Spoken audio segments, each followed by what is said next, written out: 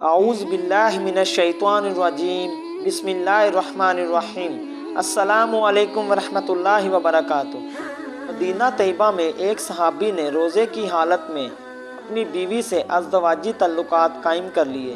غلطی کا احساس ہونے پر صحابی اللہ کے رسول صلی اللہ علیہ وآلہ وسلم کی خدمت میں حاضر ہوئے اور اپنی داستان بیان کی۔ آپ صلی اللہ علیہ وآلہ وسلم نے اسے نہ تانا دیا اور نہ اسے کچھ کہا، بلکہ بڑی نرمی سے مسئلے کا حل بتایا۔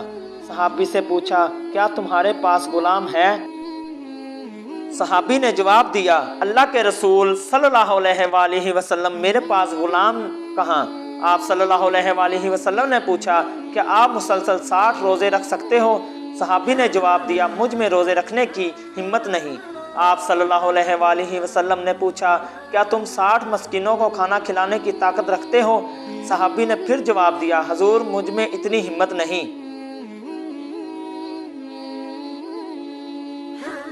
صحابی نے جو غلطی کی تھی اس کے 3 کفارے تھے جن کو پورا کرنے سے صحابی کا قاصر تھے۔ آپ صلی اللہ علیہ وآلہ وسلم انسانوں کے لیے رحمت تھے، لہٰذا صحابی کے ساتھ رحمت کا برتاؤ ہی کرنا چاہتے تھے۔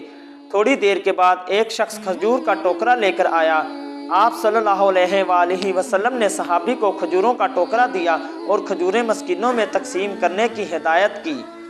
صحابی نے عرض کی، اللہ کے رسول صلی اللہ علیہ وآلہ وسلم، پورے مدینے میں میرے گھرانے سے زیادہ مسکین گھرانہ نہیں ہے۔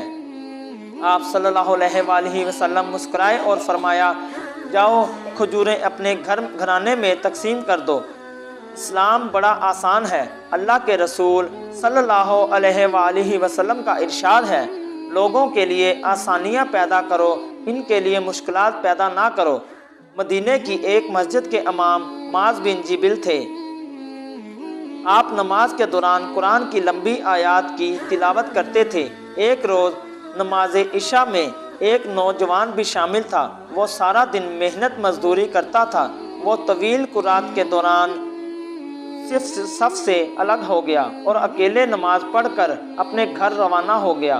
معاذ بن جبل کو علم ہوا تو انہوں نے نوجوان کو منافق قرار دیا۔ نوجوان شکایت لے کر اللہ کے رسول صلی اللہ علیہ وآلہ وسلم کے پاس حاضر ہوا۔ اتفاق سے معاذ بن جبل بھی تھے۔ آپ رسول صلی اللہ علیہ وآلہ وسلم کے پاس موجود تھے۔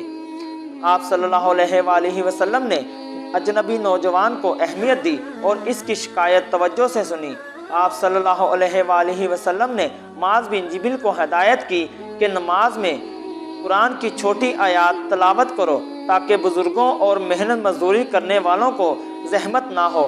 آپ صلی اللہ علیہ وآلہ وسلم نے رحمت ہی رحمت تھے۔ دوستو ویڈیو اچھی لگی ہو تو چینل کو سبسکرائب کر دیں اور میری اس ویڈیو کو لائک ضرور کر دیں۔ اللہ حافظ۔